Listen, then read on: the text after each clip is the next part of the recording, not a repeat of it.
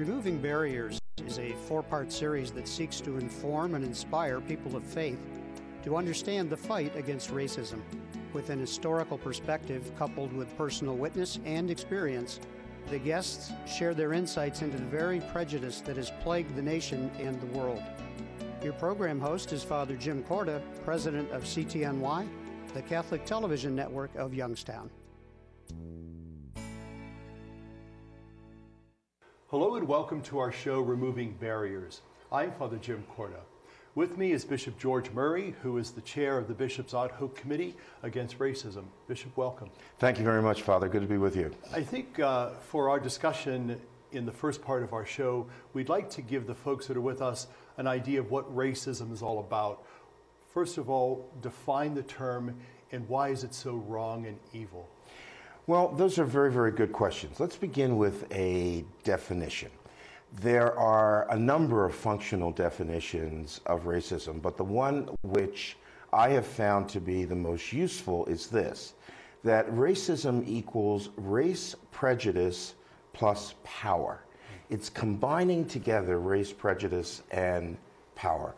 Race prejudice is rooted in the belief that one race is superior to another. When that belief is imbued with power, religious power, social power, political power, economic power, racism results. Personal racism involves attitudes or actions taken by individuals to diminish the God-given rights of another person based solely on the person's race. Institutional racism is the application of racist attitudes or practices to structures or assumptions of an organization. Cultural racism is the application of these attitudes and practices to mores or standards or customs, languages and groups of people in society and how they behave. It's important to understand that there are racist ideas and there are racist actions. Racist actions grow out of racist ideas. But it goes back to that idea of race prejudice plus power. That is what creates racism. Let's put this in a perspective. We know historically that we've dealt with this sin of racism and prejudice and abuse of power for centuries. Why are we finding ourselves in the 21st century still dealing with it after all of what we've known in the past and because of our history? That's an excellent question. I think that many of us believed that progress had been made on this issue. After the Civil War, we went into the period of what was known as Jim Crow, and a famous American historian wrote a book called Nothing But Freedom. He talked about how African Americans in the South received freedom, but nothing else. Did not receive land, did not receive education, did not receive opportunity. As we have gone through the 20th century, and especially during the Civil Rights Movement, many of those attributes, opportunity, education, housing, were offered to African American people, and many African American people seized that opportunity. And so coming into the 21st century, many people believe that progress had been made. Unfortunately, in the last few years, there have been a number of incidences which have indicated that we haven't come as far as we thought we had. And Charlottesville, Virginia was only one example, but it was a stark and terrifying example of how far we still have to go. I think in some of our later segments, we're going to focus a little bit more on those particulars in our recent history. But let's go back to the whole idea of how people actually experience racism. And it's not just the African American community, right. But many communities experience prejudice and an abuse of power. Why is this experience so troubling for us as human beings, and especially as Christians? Well, I think that what you said there at the end is the root. As Christians, we believe that every human being is created in the image and likeness of God, and every human being is valuable because he or she is created in the image and likeness of God. What racism does is say that a particular person, an African American person, a Hispanic American person, an Asian American person, a Native American person, a Pacific Islander, that someone is less than someone else, that someone has superiority over these people, oftentimes described as people of color, and therefore these people can be pushed aside and can be ignored. And as Christians, we have to stand up and be very firm in our belief and in the living out of our belief that every human being is created in the image and likeness of God. Let's talk about that whole sense of respect for human beings. And I believe that part of that respect is part of listening to people. And so often when we have power, as you use that word, we tend not to respect or listen to other people. Why is listening so important in collaboration and also in coming to solutions for this sin of racism and prejudice? Pope Francis talks about listening a great deal, and he talks about it always as, by listening to another person, we come to understand that person, what's important to that person, what's of value to that person, what makes that person tick. And what Pope Francis says is that we have to listen to another person and understand them and then walk with them, what he calls accompaniment. We accompany them on the journey through life and accompany them on the journey of coming closer to God. So often when we talk about racism, which the American bishops have clearly defined as a serious sin, so often what happens is listening goes out the window. Interest in the other, the person who is different, goes out the window. So there's no exchange of ideas. There's no exchange of values. There isn't listening going on back and forth. They're just judgments that are made, stereotypes. You don't fit into this category. And that leads to behavior that is exclusive rather than inclusive. In our last minute together, let's try to define, is racism prejudice, and is prejudice also racism? Well, I would say that racism grows out of prejudice. And prejudice is that sense that there's something wrong with another person because he or she is not of the same race. And then once we have that idea that there's something wrong, behavior follows that. And that behavior can be extremely destructive. And in closing, what would you like the folks to know that's a priority for us as Christians in response to this sin of racism? I'd like the folks to know that Jesus calls us to love one another as God has loved us. God loves us individually and personally, and he is not concerned about where we came from or the color of our skin or the language that we speak. What he calls upon us to do and what he's going to judge us on is our ability to love each other as individuals. Thank you.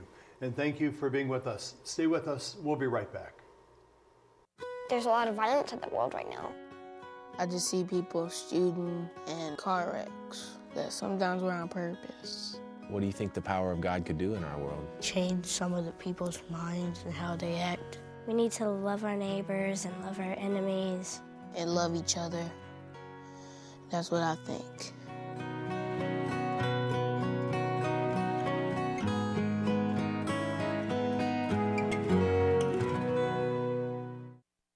We are in our 7th year at Cristo Rey Jesuit High School. It arose from the desire of the Jesuits in the Chicago province to serve the Hispanic community here in Chicago.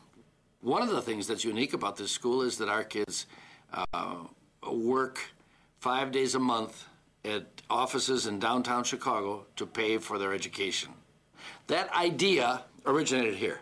We got telephone calls the first day from the companies thanking us for sending us those kids to their companies. The companies feel good about themselves. 95% of our kids are the first ones in their families to finish high school, and 87% of our graduates are in college right now. This project attracts wonderful, wonderful, enthusiastic, idealistic people. They have to have the desire to kind of reach for the stars. No one believed that it would be as successful as it is. Well, it's obviously caught on, and we're very, very excited about it. Welcome back. Joining me now is Reverend Ed Weisheimer. Welcome to our show. Thank you. Glad to be here. We're going to basically now talk about different kinds of racism. And I think for the folks that are with us, they may find it startling that there's actually different levels and different types of racism. Let's begin by talking about some of those differences. What would you share with the folks that are with us about those particular differences? Okay, well, the first thing I'd like to mention is the kind of personal dimensions and the interpersonal dimensions. My first ministry is as an associate pastor in Shaker Heights. And after one of the services, a white man came out and he spoke to the senior pastor, and I was listening in, and he said, "Did you see that couple?" I couldn't figure out what he... Did you see that couple? Well, it turns out he was talking about an African-American man and a white woman. And he was, kind of aghast. And it ended up that he followed them home in his car. Well, there's an instance of a deep personal bias against blacks, in particular, I guess, about their relationship with one another. Mm-hmm. Now, this type of racism seems to be pretty much pervasive in our communities. Why would that be? Why, especially people of faith, why would we have that? Yeah. Well, Father Korda, I've been in ministry now for over 50 years, and I've grown in my understanding of the culture in which I was raised and how this came to be. And I now understand that I grew up in a racist society. So the context in which decisions were made, well, everyone, had a part of that racist culture within themselves. Now, fortunately, my parents taught differently, and the church helped me to understand that I'm, first of all, a child of God, and my parents taught me to respect all people. But it's a racist society in which I grew up. Sure. Before the taping, we actually talked about two different distinctions. We mentioned the word prejudice and the word racist. Yeah. Is there a difference between the two? Well, it's all of one, a whole thing. But yes, there is differences, and it's good to understand it. Now I'm going to give you an example of one that's kind of on the borderline. It could be both and. When I was pastoring in Chicago, beginning a new congregation, I had a youth group called Taking Care of Business. And it was a mixed racial group. And so we took them out on a retreat. They'd never been outside the city, and just a little ways out into the suburbs. And so we said, well, we have a swimming day. So the group went, and we went to go swimming. And we were stopped at the door. The man had seen that we had African-American young people in our group. He said they didn't allow them. So you see, there was a policy in back of that, and it showed you how that maybe it was personal prejudice, but it grew up into a policy and a manner of running their business. So that kind of really affected me too. It's interesting you mentioned that, because while we don't have those blatant distinctions and prohibitions now, there's still that sense that you're not welcome here, or we don't want you part of this. And sometimes that type of racism is very blatant, and sometimes it's almost like hidden, but it's still there. So let's kind of talk about some of those types of racism. Let's talk about the blatantism of it all. Yeah. Are many people blatantly racist? Well, I don't know that many people are blatantly racist, But what has occurred is that, the slaves were ostensibly freed after the Civil War in the 1860s. Well, clear up until 1960, we had de jure segregation. We had housing codes that prohibited blacks from buying into white areas. In the town I grew up in Columbus, the suburb of Arlington had laws on the books prohibiting the purchase of housing by African Americans or Jewish people. It was stunning for me to learn that. So now we have inherited 100 years of African Americans being second-class citizens. No, they're no longer slaves, but they are definitely not a part of the whole and seen as whole people in our society. And housing, I think, is a good example of that. And I think the other area, when we talk about the sense of racism, not just in housing, but obviously in employment, in education, in opportunities, and that's not just for African Americans, but we see certainly this blatant racism at times among other minority groups. Would you agree with that? Yes, that's unfortunate, but in many ways, if you're different, you could be Catholic and be different in our society. I mean, that was quite a prejudice when I grew up as a Protestant. Out in San Margarita, those were Catholics, and they were different. And, we called them names and things, which I'm ashamed of. But nonetheless, this pervasiveness of being prejudiced and then having policies that put in place the separation of people so that housing patterns became segregated, and we have ghettoized housing now, and blacks could not really benefit by the appreciation of their housing values like whites could, and I haven't benefited by that. That's a white privilege, Father Korda. But they have not been able to, move up and accumulate that kind of money through the appreciation of their housing, because it's been ghettoized, and it was first ghettoized by law. Now, 100 years later, it's not, but we have the inheritance of that big problem. In just a minute, yes. What would you say that we need to do to work beyond that? What's some of the beginning things we need to do? Yeah. Well, certainly we need parents who teach their kids respect for all people. We need to recover our history and be more honest about what American history has been and what it means to all groups in our society. And the church has a major role in doing that. And the church needs to educate their members and make witness in society as to all of us are children of God, and we're all one. So I think those are fundamentals, Father Korda, that we need to address.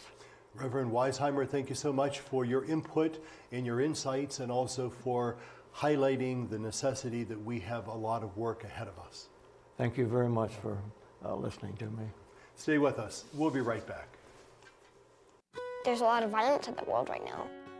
I just see people shooting and car wrecks that sometimes were on purpose. What do you think the power of God could do in our world? Change some of the people's minds and how they act. We need to love our neighbors and love our enemies. And love each other. That's what I think.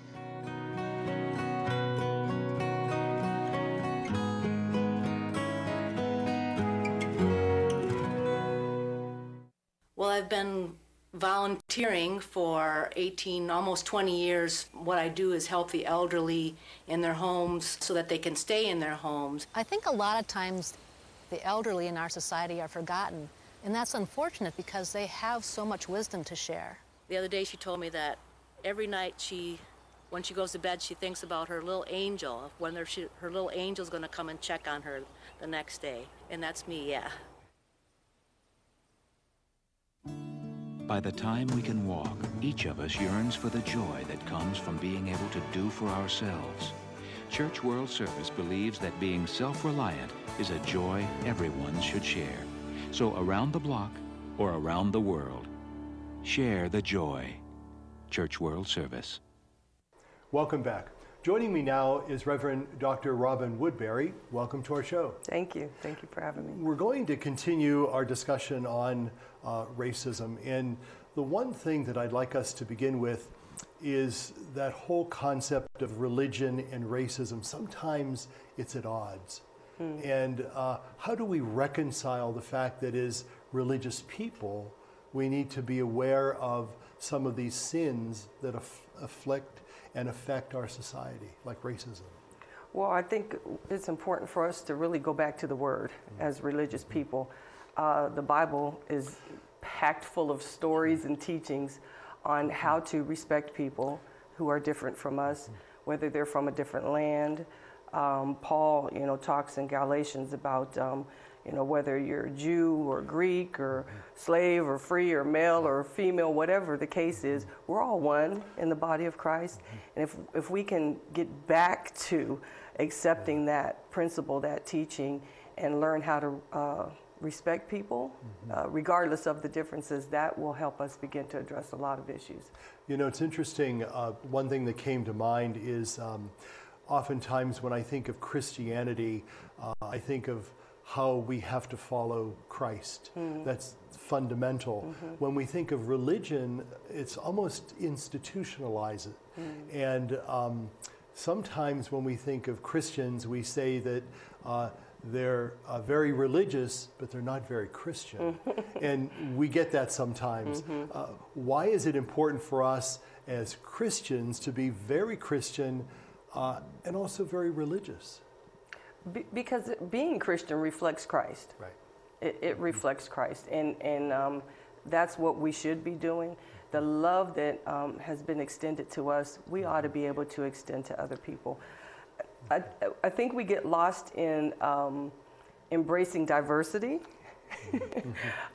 It's okay to be diverse. Matter of fact, diversity is really a beautiful thing. Right. But what I think we allow to happen is allow diversity to cause division. And so we have to learn how to embrace diversity. So it's okay for people to worship differently than us. It's okay to have a different style. That's okay. Right. But respect each other in that diversity. And again, if we begin to do that, we can really begin to make some progress. It's interesting. I've often wondered why it's difficult sometimes for people of faith to embrace that. Because we have an ideal, we have a Lord to follow. Why is it difficult sometimes to understand that we're all different, but we're all the same? Yeah. It's kind of an anomaly today. Yeah, maybe because we all think we're right. Good point. And so, our way is the right way. And so, again, we have to get past that. We just have to do that. Doing ecumenical work is a great way to start to do that, because it puts you in somebody else's space. It allows you to see the different ways to do that. Interfaith work is the same way. There's no reason why we can't respect our brothers and sisters of a different faith enough to come together on different issues that might involve our community, school system, whatever the case may be, or just to respect another person's faith. It's just about respecting and loving humanity. And I think the bottom line is, as people of faith, we should do that as a way of life. We should. It's not something that we were told that we have to do. Right. It's something that we ought to do. That's right. That is right. Let's talk about that whole sense of division that you had mentioned. Unfortunately, when we take a look at some of the things that are going on in our world, but also in our own country and communities, that division sometimes has deep roots. What are some of the things that we could do or learn from that to kind of dig our way out of that? Well, I think you have to be intentional. Coming out of your space and going into someone else's space. But it has to be intentional, because if you're not intentional, you won't do it. You'll stay where you're comfortable. Right. But just making it a priority to get to know someone of a different faith, get to know someone of a different denomination. Go worship at a different church every now and then. Those are intentional acts, but in those intentional acts, you find commonality. You really do. And so, but we have to press for that, because we're comfortable where we're at, and it's easy to stay there, but staying there is not helping the cause. And it doesn't keep us healthy as well. You know? In our last few minutes of our time together, let's talk about that whole sin of racism. We know that it does affect us here locally. We know it affects our country and in our world. What are some of the things that we can do as people of faith beyond just respect to really make us aware of that terrible sin? If you're a leader, if you're a faith leader or a religious leader, I think it's important to share that with your parishioners, share the concept, and then again, make opportunity for them to engage. But they need to understand that mistreating people, hatred, all of that God doesn't want that. That's not what He has called us to. And again, going back to the Word, preaching the Word, sharing the Word, teaching the Word, the principles that God has given to us will hopefully open their eyes to the sin of racism and their role in it and what they need to do to help change that. I'd like to, in closing, go back to Paul's letter to Philemon or Philemon, because that whole book was basically about slavery and how he embraced Onesimus as his brother, and how important that we embrace one another as brothers and sisters, not only in the Lord, but in the human family. Absolutely. And how important seeing that, at least as Christians, how we do that. What would be some other ways, using Paul's words, to understand the enormity of what we are all about? Well, and that story itself, like you mentioned, is so powerful. And this was not a practice that I think was very common at that time. So even his talking, the way he was talking, was out of the norm. But again, it was a teaching. And so we have to teach people. We have to teach them the principles of God that's already in the Word. But we need people to understand what God is saying and hope that they embrace that and that Word begins to make change in their life. But that story is an awesome story. Well, Reverend Woodberry, thank you so much for enlightening us and being with us and lifting up the Word about this whole issue of racism, but also understanding the whole sense of brotherhood and sisterhood in the Lord. Thank you. Thank you. And thank you for being with us. Have a good day, and God be with you.